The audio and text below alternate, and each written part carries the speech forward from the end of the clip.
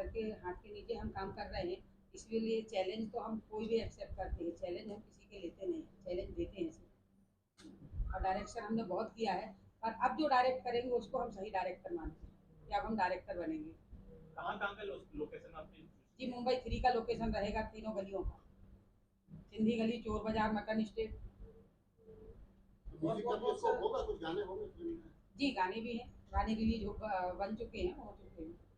Teaser देख के लग रहा है ऐसा कुछ कंट्रोवर्सी होगा, ऐसा है कुछ? ये तो आगे देखेंगे आप लोग तो समझ में आए। मैं हरीश पटेल से सवाल पूछूंगा कि आपने किस तरह से कहानी को मोल्ड किया, कैसे बनाया होगा? मीडिया के दोस्तों और सबको दिवाली की, भाई दूज की बहुत बहुत बधाई हो कि आज छुट्टी के दिन भी आप इतनी दूर से इतनी संख्या में यहाँ आए हो। वो एक ऐसे हीरो के साथ जिसकी वजह से मैं भी आया हूँ, क्योंकि ये इसको देख के मुझे अपना बचपन याद आया कि जिस मोहल्ले में ये है उस मोहल्ले से मैंने भी बिजनेस शुरू किया था। जब इसने अपनी कहानी बताई तो मुझे लगा कि मैं ही मतलब जो है इसकी उम्र का वापस आ गया और पुरानी यादें मुझे वापस लौट आई। मेरी मजबूरी थी कि मैं 12 साल की उम्र से बिजनेस में आ गया और बाद में 14 साल की उम्र से फिल्म इंडस्ट्री में आया, डिस्ट्रीब्यूशन में आया। लेकिन शव ने जिस 14 साल चालू हुआ उसका भी। शम ने जो अपनी कहानी बताई और जिस तरह से जो है ये क्रिकेट में रुचि रखने वाला आज जिस तरह से वो बैटिंग कर रहा है या बैट पकड़ना भी, मुझे सचिन तेंदुलकर की याद आई कि जिस तरह से सचिन बैट पकड़ रहा था और उस तरह से बचपन में इसी का स्टाइल जो है बिल्कुल वही है। और मुझे लगता है ये जिस भी चीज़ में हाथ डालेगा वो मुझे लगता है कामयाबी इसे कदम चूमेगी। इसमें मुझे इसको देख के इसके कॉन्फिडेंस, इसका जो भरोसा है अपने आप पे, वो इसको कहीं ना कहीं ले जाएगा। इसको खुद को नहीं पता चलेगा, बस सीढ़ियाँ चढ़ते जाएगा। ये इसका भविष्य मुझे नजर आ रहा है। जहाँ इसने मुझे कहानी सुनाई कि मुंबई 3 क्या है और मुंबई 3 की जो एक बैकड्रॉप दिखाया और जिस तरह से आपको हरीश पटेल जी ने राइटर जी ने बताया, क्योंकि उन्होंने बंद लफ्जों में आपको बताया कि जो कहानी रिवील नहीं करना चाहिए, लेकिन लिफाफा जो है बहुत मजबूत है। मुझे नहीं आया, मुझे मेरे बेटे ने मुझे मोटिवेट किया कि डैड अब आप ये पिक्चर बनाएंगे तो इसका टाइटल क्या होना चाहिए। पहले तो हम बहुत टाइटल के अंदर कसमस किए, लास्ट में हमने टाइटल को चॉइस किया कि मुंबई नंबर 3 रखें। और ये 80% रियल स्टोरी है जो मेरे लाइफ से गुजरी है पूरी। इसके अंदर कोई वो नहीं है, एक एक जो स्टेप है वो रियल है। तो अंडरवर्ल्ड से क्या नाता है आपको, जो इसमें अंडरवर्ल्ड आपने दिखाया कि तो अंडरवर्ल्ड पिक्चर देखने में पता चलेगा ना, अभी बता के पूरी पिक्चर थोड़ी दिखाना। उस एरिया में रह रहे हैं, उस एरिया में उस टाइम पे उस टाइम के क्या हुआ था, उस टाइम की वोटिंग की हालत क्या थी, उस टाइम के नेता लोग का क्या रवैया था अंडरवर्ल्ड के साथ में। क्योंकि उस टाइम पे उस जगह पे हम कहीं ना कहीं 16 साल की एज के थे, तो हमको ऐसा लगता था कि हम भी भाई बने तो भाई लोग के आजू बाजू में खड़े रहते थे। तो उनका सब हाव भाव हम लोग देखते थे, क्या होता था, कौन नेता आ रहा है, क्या बात कर रहे नेताओं से, नेता लोग को कैसा झलका भगाते थे। अब वोटिंग कैसा ही थी, वो भी ब्लैक पेपर की जो वोटिंग थी वो हमने दिखाएंगे इसके अंदर, जो कि मेरे सामने गुजरी और उसके अंदर मैं कहीं ना कहीं उसका एक पार्ट का हिस्सा लिया हूँ मैं। आपको डर नहीं लग रहा कि इस तरह की फिल्म बना के आपको प्रेशर आएगा ऊपर से? काय का डरना, जहाँ से अंडरवर्ल्ड में जन्म लिया वहाँ से हम भी जन्म लिए, उसी में क्या डरना है। इस विषय पर फिल्म बनाने का कैसे शख्स ने जो आपको बताया, तो कैसे आपको कि बनाना की अच्छी बात है क्या? पहले इसने गली का एक प्रोग्राम बनाया, रियलिटी शो, तो इसकी हिम्मत देख के ये पिक्चर में अगर आना बोला तो मैंने यस। आप और भी स्टार इसमें रखने वाले हैं? अभी स्टार कास्ट को मैं ओपन नहीं करूँगा, स्टार कास्ट इसके लिए नहीं ओपन करूँगा क्योंकि सेंसर्ड पिक्चर है। अगर किसी स्टार को मैं धमकी आए तो मेरा आधी पिक्चर छोड़ के भाग गया तो मैं कहाँ जाऊँगा। तो इसके लिए स्टार कास्ट मेरा कोई ओपन नहीं होगा, डायरेक्ट इसका ट्रेलर रिलीज होगा, उसके अंदर सब स्टार कास्ट आपको नजर आ जाएंगे। स्टार होंगे? हाँ स्टार हो गए। प्रिया जी, कब से इस फिल्म की शूटिंग आप स्टार्ट कर रही हैं, हमारे दर्शकों को बताइए। शूटिंग तो स्टार्ट है इसकी, अगले साल रिलीज भी रहेगी इसी टाइम पे, दिवाली के टाइम पे अगले साल रिलीज रहेगी, और सर का आशीर्वाद रहा तो रिलीजिंग में सर को खड़े रहेंगे। जिस तरह से ये अंडरवर्ल्ड की कहानी आप उठा रही हैं, तो आप ये मुंबई तीन सर के ये इलाके एक में शूट मैसेज कर है, ये मैसेज है लोगों को ये मैसेज है कि हमारा। वहाँ रहने वाले लोग सिर्फ खराब नहीं रहते। आज वहाँ हमारे हर आदमी को- हमारे ये क्या वो हाल है कि हम किसी को पिज़्ज़ा डिलीवर करने बोले ना, अगर हमारे बेटे को पिज़्ज़ा खाने का तो पिज़्ज़े के लिए डिलीवर करते हैं तो इससे लिख के आता कि ये black list area. No, the area is black listed. यहाँ पे मतलब लोग आप अच्छे आपको वहाँ खड़े रहते रह के आप पिज़्ज़ा मंगा नहीं ला के देंगे क्या? वही हैं, लोग वहाँ पे हमारे बहुत एरिया अच्छे में लोग ऐसा हैं। कुछ है नहीं, हमारे एरिया एकदम क्लियर है। वो जो 90 के अंदर जो चलता था वो चलता था, अब नहीं है। अब तो वहाँ पे क्राइम नाम का जीरो नाम का क्राइम है उधर। जैसे सर ने अभी बताया ना, शम्स, आपके रोल के बारे में बताइए, किस तरह का आपका रोल है इसमें? मैं एक ऐसा चाइल्ड जिसमें रोल प्ले कर रहा हूँ। मैं वहाँ पे ना एक छोटे बच्चे का रोल प्ले कर रहा हूँ जिसमें मैं क्रिकेट खेलूँगा और मेरे डैड के पास्ट को लेके चलूँगा। जी, कैसे मन में आया कि जैसे आपने कॉन्सेप्ट बताया कि इसमें फिल्म बनी थी, क्या क्या दिक्कतें आपको फेस हुई थी? मैं एक दिन रात में सो रहा था तो डैडी बाजू में थे, तो मैं पूछा अब आपका पास्ट कैसा था, तो अब्बा ने पूरी स्टोरी बताया। फिर मैं 2-3 दिन सोचा, फिर मैंने अब्बा को कॉन्सेप्ट दिया और एटलीस्ट मैंने 24 आवर्स की रिसर्च की थी, पूरा एनालाइज किया, पूरी स्टोरी को लेके देखा, मैंने पूरा एनालाइज किया। फिर मैंने ऐसा बाहर अब्बा को बताया तो अब्बा ने बोले हाँ अच्छा आइडिया, चलूँगा। प्रिया जी, आप जो है ना, मैंने सोचा था कि कहानी है उस तरफ से मुंबई 3, मतलब बॉम्बे 3, यार मुंबई तो अब होगा, जबकि कहानी है तो बॉम्बे ही था। बॉम्बे 3 एक मशहूर और जो है दिलचस्प और बिजनेसमैन, और जहाँ से शुरुआत हुई अंडरवर्ल्ड की, उसका नाम जो है बॉम्बे 3 है।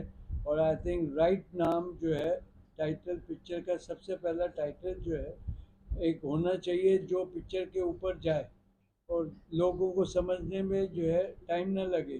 तो ये क्लियर कट है और क्लियर टाइटल है जो स्टोरी पे जाता है।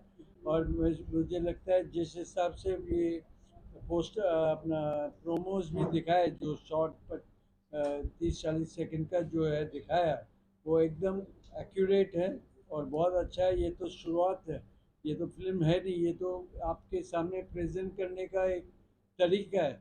लेकिन जब ये बनेगी और जिस तरह से जो है राइटर जो है अपनी कलम से इसको जो है सींचेगा, और डायरेक्टर बैठी है यहाँ पे जिन्होंने अनुभव है इनके पास, और जो सबसे बड़ा अनुभव होता है डायरेक्टर के लिए कि जो कहानी वो सिलेक्ट करता है उस कहानी को जो है ना उसके अंदर होनी चाहिए, ताकि सोच जो है ना उनकी होनी चाहिए, माहौल होना चाहिए। और जिस माहौल में ये रहती हैं और जिस माहौल को देखा है इन्होंने बचपन से, तो मुझे लगता है ये इनके लिए केक वॉक है जो एक अच्छी तरह से जो है फिल्म को प्रेजेंट करेगी और दुनिया के सामने लाएगी कि ऐसी भी चीज़ जो है जो आज तक लोगों ने नहीं दिखाई, वो इन्होंने दिखा दी। सर, उसको देख के आपको आपका भी बचपना याद आया, क्या कुछ है?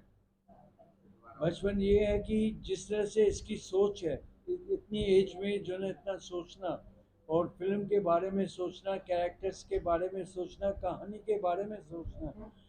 के बारे में सोचना और उसको देख के, मतलब जो माहौल इसने देखा है, माहौल को वो गलत तरीके से अपनी पर्सनल लाइफ में भी ले सकता था, लेकिन उस मोहल्ले में रहने के बावजूद इसने उसको कहानी में एक आर्ट के हिसाब से जो है सामने लाने की कोशिश की, जो सराहनीय है बहुत। क्योंकि एक बच्चा जिस तरह से मिट्टी का होता है, जिस तरह से उससे सिखाओ, जिस हिसाब से मोल्ड करो, उस हिसाब से जो है जिस तरह से मिट्टी का घड़ा बनता है, जो शेप लाना हो ला जाओ।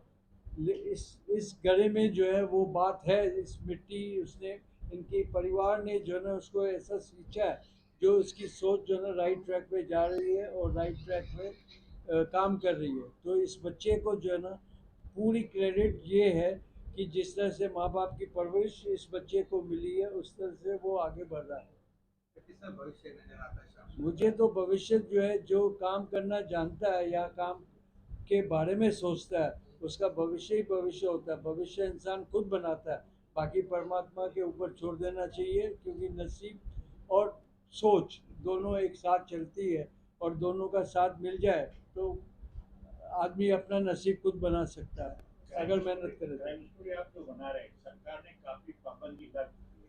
अगर कुछ रुकावट आती है तो उसको आप कैसे हैंडल करेंगे? किस चीज़ की रुकावट आई? ये बॉम्बे नंबर 3 क्राइम की स्टोरी चल रही है। तो आई डोंट थिंक कि ऐसा कोई सेंसरशिप में कोई रूल है। टाइटल पे जो है बॉम्बे 3 जो है 95 तक जो है बॉम्बे टाइटल था। महाराष्ट्र की नोटिफिकेशन है बॉम्बे को मुंबई करना, सेंट्रल की नहीं है। आज मद्रास को चेन्नई कर दिया, लेकिन मद्रास आज भी लोग बोलते हैं। अगर पुरानी फिल्म बनाएंगे तो मद्रास कैफे आई थी, बॉम्बे में आई थी बॉम्बे वेलवेट। तो मैं ही चेयरमैन था उस वक्त, मैंने ही मतलब बॉम्बे वेलवेट पास की थी। तो ऐसे बॉम्बे में कोई ऐसी टाइटल की कोई वो है नहीं, क्योंकि ये 95 के पहले की स्टोरी है। कुछ उसमें क्राइम होगा, कुछ उसमें कंट्रोवर्सी होगी, कुछ ऐसा होगा, कुछ वैसा होगा, लेकिन कहानी को कहने का एक अंदाज होता है और उसका एक बैकड्रॉप होता है। ये जो पिक्चर हम बना रहे हैं, तो शम्स ने अपने पिताजी को बताया और प्रिया जी ने और शहबाज भाई ने और शम्स ने मुझे कहानी सुनाई। वो कहानी इटसेल्फ इतनी इंटरेस्टिंग थी, उसके अंदर इतना रियल ड्रामा था, सारा कुछ रियल स्टोरी थी कि अपनी लाइफ की जर्नी थी कि एक ऐसी जगह में, एक ऐसी बदनाम गली में, जहाँ का नाम लो तो वहाँ पे सारे गैंगस्टर या क्राइम का ही लोग सबसे पहले उसको जोड़ते हैं। उस जगह पर किसी एक व्यक्ति के संघर्ष की कहानी और उसके संघर्ष में उसको आई तकलीफ की कहानी, उस तकलीफ में वो कैसे जीता है, कैसे झेलता है, उससे कैसे बाहर निकलता है और कैसे अपने परिवार को लेके चलता है। क्योंकि संघर्ष इतना आसान नहीं होता किसी ऐसी जगह में जहाँ की जगह जो ऑलरेडी बदनाम हो जाए। आपके पीछे एक टैग चल रहा है कि आप मुंबई 3 में रहते हैं, मुंबई 3 में रहते हैं, मतलब आपके पीछे पीछे वो चल रहा है परछाई की तरह कि वो पूरा का पूरा जो बदनाम गली का बदनामी है वो आपके पीछे चल रही सरनेम के जैसे, और उससे आपको लड़ना है, लड़के अपने आप को स्टैब्लिश करना है, अपने परिवार को संभालना है, अपने बच्चे को स्टैब्लिश करना है। और कैसे एक बच्चा अपने परिवार के साथ अपने पिता की देखभाल में कैसे आगे बढ़ता है, कैसे अपने लक्ष्य को हासिल करता है, ये स्टोरी उसके ऊपर। हुआ कमल का फूल है, जो निचोड़ यही है कि कीचड़ से कैसे बाहर निकल के कमल के फूल की तरह खिलता है। बीजेपी का मत समझिएगा